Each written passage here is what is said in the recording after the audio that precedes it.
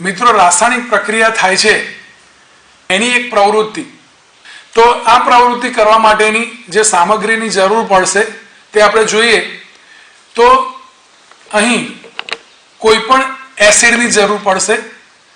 અહીં આપણે જોઈશું તો એક હાઇડ્રોક્લોરિક એસિડ છે અથવા H2SO4 પણ એટલે કે સલ્ફ્યુરિક એસિડ પણ આપણે લઈ શકીએ છીએ, પરંતુ અહીં આપણે હાઇડ્રોક્લોરિક એસિડનો ઉપયોગ કરી અને આ પ્રવૃત્તિ કરવાના છીએ. એક કાણાવાળો બુચ, કોનિકલ ફ્લાસ્ક અને ઝિંક ધાતુના ટુકડા જે આપણે અહીં ક્રુસિબલની અંદર જોઈ શકીએ છીએ, ઝિંક ધાતુના ટુકડા છે.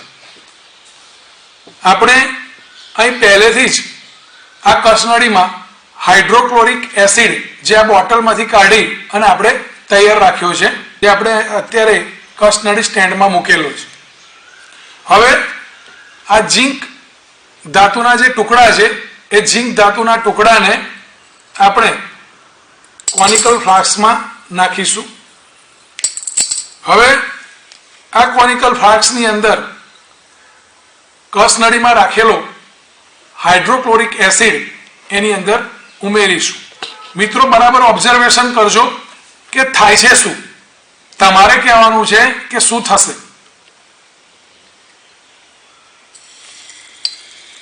હવે આપણે એને બંધ કરી દઈશું. અહીં જોઈ શકીએ છીએ શું થાય છે. હવે બંધ કરીશું તો પણ આપણે એને જોઈએ તો મિત્રો ઓબ્ઝર્વેશન ઉપરથી તમે કહી શકો છો કે ધાતુની અંદર એસિડ ઉમેરવાથી પુષ્કળ પ્રમાણમાં વાયુ ઉત્પન્ન થાય છે. આમ વાયુ ઉત્પન્ન થવો અહીં જોઈ શકીએ છીએ મિત્રો, હજુ રાસાયણિક પ્રક્રિયા અંદર ચાલુ છે. અંદર ખૂબ જ પુષ્કળ પ્રમાણમાં વાયુ ઉત્પન્ન થયો છે અને આ ઉત્પન્ન થયેલો વાયુ એક કાણાવાળા બૂચમાંથી બહાર નીકળતો આપણે જોઈ શકીએ છીએ. આ નીકળતો વાયુ હાઇડ્રોજન વાયુ છે. એનો પુરાવો આગળના પ્રકરણમાં આવશે ત્યારે આપણે જોઈશું કે આ શું વાયુ હાઇડ્રોજન જ છે.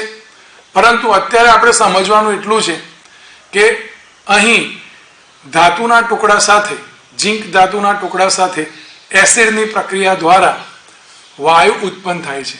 આમ વાયુ ઉત્પન્ન થવો એ રાસાયણિક પ્રક્રિયાનો ચોથો પુરાવો છે જે આપણે જોયું.